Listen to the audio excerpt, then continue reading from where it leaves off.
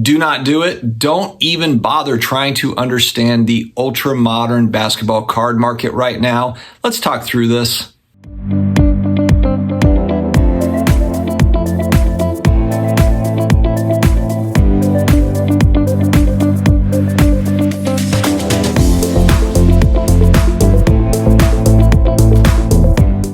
Hello to all my sports card collectors, investors, all of my collectibles friends. It is another video. We are back again. We are always coming with consistent sports cards and collectibles topics, videos. There's so many different topics to tackle. I love it. So thank you very much for joining me here today. We have had a nice run of subscribers, consistent subscribers every single day. It's almost like how it was a year and a half ago. It's been really, really great. So thank you all for sharing with friends, family, whoever is into cards and just likes hearing about sports cards. I appreciate you. If you are new here, please help us out. Keep that momentum going. We did just cross over 15,000 subs and we will continue on, my friends. Also connect with me on IG at SportsCardDad, and I'm also on the Twitter machine, the SportsCardDad. All right, in honor of the NBA Finals starting up here very soon, we've got the mighty Golden State Warriors and we've got the Boston Celtics, the storied franchise. They've won 1 billion titles.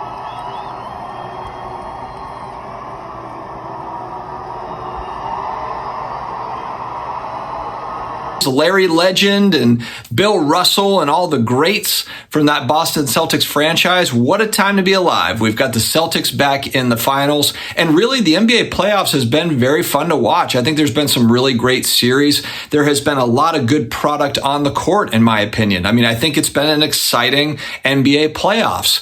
But why hasn't that really translated much over into basketball cards? And this is something that I've been kind of paying attention to because I've been trying to figure out when to kind of get back into more of the basketball stuff. But the more and more I look at it, the more I just want to continue to hold. I have a couple of Jason Tatum rookie cards, Optic Holo PSA 10s. I don't have a boatload of his stuff, but he is a particular player who has been a young player. He's been talked about. He's kind of in that conversation with the Lukas and the Giannis's, these young players that are rising. Excellent stat lines, just an overall great player. And he is now going to the finals. It's huge. It's absolutely huge. Well, I bought a few of these Tatum rookie cards because honestly, I just thought that he was a good player that I thought that there was kind of some low pricing on him, and just not getting that kind of hobby love, but just an all around good player. And he's shown it, and a very young player still. He's still very young. And so I was like, you know what? I actually bought his cards. One in particular I'll post up in December 2021. The Celtics were 6-9. That was their record in December of 2021. And if you remember, the Celtics did not start off hot. This was not a team that really kind of got it going until that second half of the season and then really started to turn it on. They've got a great young nucleus, but really all in all, this is a young team. That's what makes the series very exciting. And then they're going up against the Warriors, who I just think are the most well-rounded. I mean, they've got great young players. Jordan Poole is kind of broken out. Wiggins. There's been some just amazing play from the Warriors. And then, of course, you've got the old guys. You've got the Splash Brothers, Steph Curry and Klay Thompson. But when I look at these Tatum Optic Holo rookie cards, these PSA 10s that I bought, I got mine for this one in particular, $490 in December, maybe $500 all in for this card back in December. It was at the end of December, so really not. It's a low point for cards typically around that holiday time. It's similar to now where you've got it's summertime. People go on vacations, they take a break, they're not spending as much money on cards. And December with the holidays and everything, it has been similar. It has been similar. So I was like, you know what? This is probably a good time to get in. I like the Optic Holos. Cool. Good deal. And it's a good time. Well, when I look at it, they have been just on a tear and now they're going to the finals. This is the time where you kind of see that ascension. You see people kind of buying in. They're FOMOing in because he's proven he's gotten to the finals. And I don't know, maybe some people are waiting for him to win a championship, if he's going to win a championship before actually buying, because they're not sure if prices will go down in a couple weeks, which if they lose could very well happen.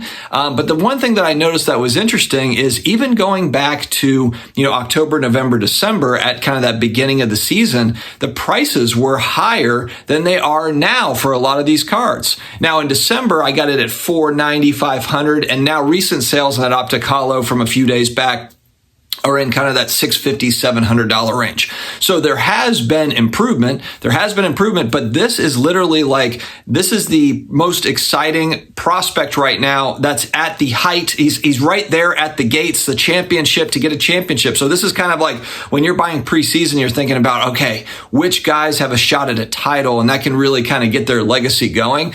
It's actually happening for Jason Tatum right now. And his cards, yes, that particular card has gotten a bump. There's been a bump from 500 to 650, 700, but it's not much of a bump considering that they're in the finals. It's a huge, and again, this is FOMO time if we're looking back over the last, 2.5, 3 years where everybody buys in, but it's just not happening. It's just not happening. It makes me think about kind of that larger picture of why is it not happening and what's up with modern basketball cards. Even when we look at Giannis has the title. He won a title last year, so he's kind of cemented himself. He's got 2 MVPs. He's got a title. If he never won another title again, he still is a champion. But I think a lot of people think, hey, Giannis could add 1, 2. Who knows? Maybe a few more titles.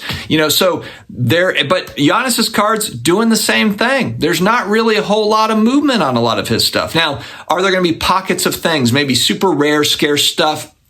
These guys have so many cards, so I'm sure that there can be examples pulled out of the air of, oh, this card is up 9%, or no, you're wrong. This card is actually up 7% or 20%, whatever. But the main point is if we're looking at their cards as a whole, just not a whole lot. It's flat. It's pretty flat, and a lot of stuff is down. And you could say, oh, well, it was all due for a correction. Well, it's been correcting for 12 months. It's been correcting. These cards used to be a lot more going back to, first quarter of 2021.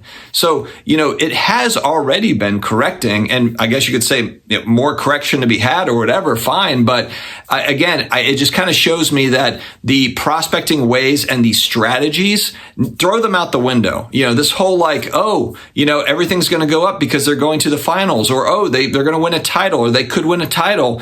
Player performance to me is so overrated. Everyone talks about oh man, they have a great offseason. If they have an amazing playoff run, if the team is good, the cards are going to go up. Maybe, but not necessarily. I think that it's pretty obvious here that macroeconomic stuff has way more of an impact on the basketball card market. Now, I can't say, and I'm talking about modern, I'm not talking about vintage. I'm talking specifically about modern and ultra modern basketball cards. And I don't know, maybe it's different in baseball, maybe it's different in football. Specifically with modern, ultra modern basketball cards, it is flat. And it goes back to, I think in, 2019, pandemic hits. I think that a lot of it, and a lot of people will say stimulus money. Yes, and I've said that too. I think that's pretty obvious. When you print $zillion, send it into the economy, it's got to go somewhere.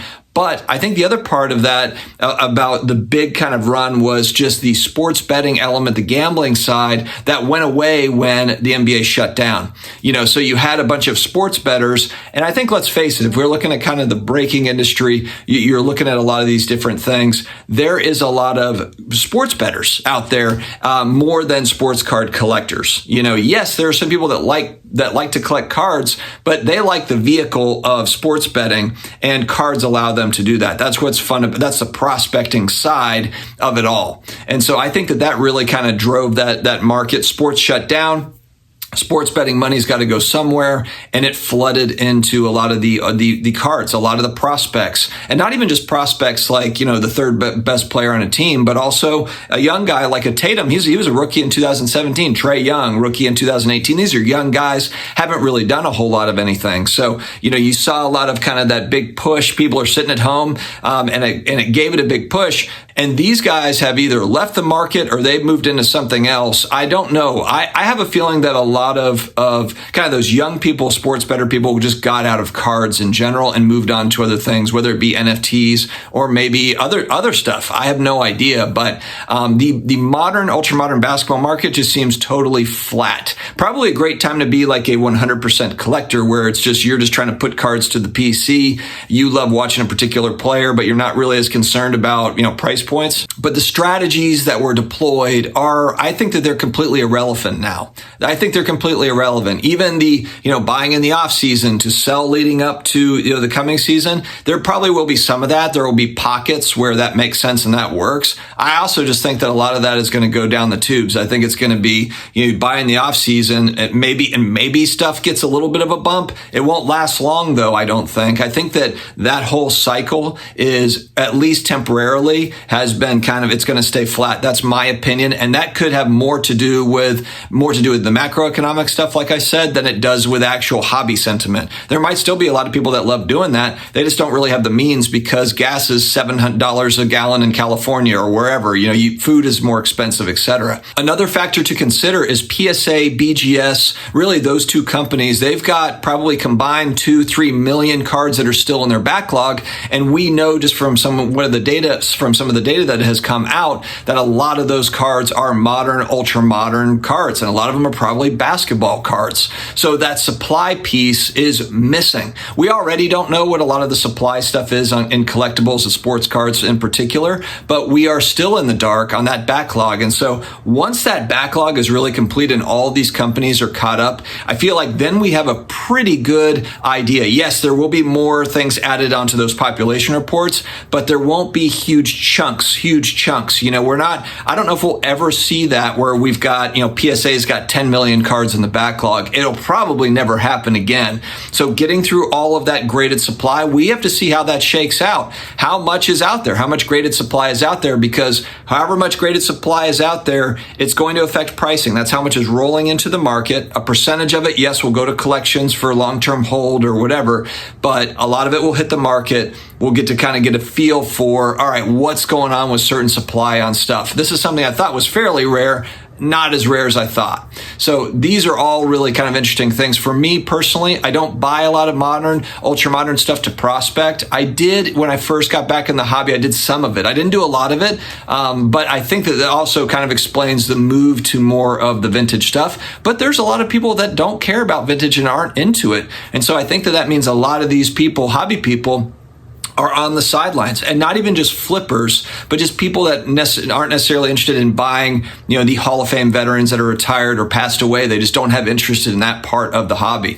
So until we kind of get that, and I think that getting back into the swing of grading with the backlog and stuff, I think that will help matters. And also just once all the supply comes back from PSA, BGS, and we've got some kind of equilibrium, I think it's going to kind of even out a little bit, and we'll have a better idea of price points, less volatility, and then I think that we can go from there. We're still not quite back to a good starting point, in my opinion, when it comes to these modern basketball cards. But let me know your thoughts in the comments below. Do you think these strategies still work? The buy in the off season, or do you think player performance is a huge deal? I just don't. And maybe it's an unpopular take. I just don't think that it has much of an impact because I keep seeing it. Or if it does, it's a very short timetable where it's like it has a 2-week, a bump, and then it comes back down. And for me, with sports cards, there's not as much volume a lot of times on a lot of cards. So it's literally just like a handful of sales that fly up here, and then it comes back down. It's not like it's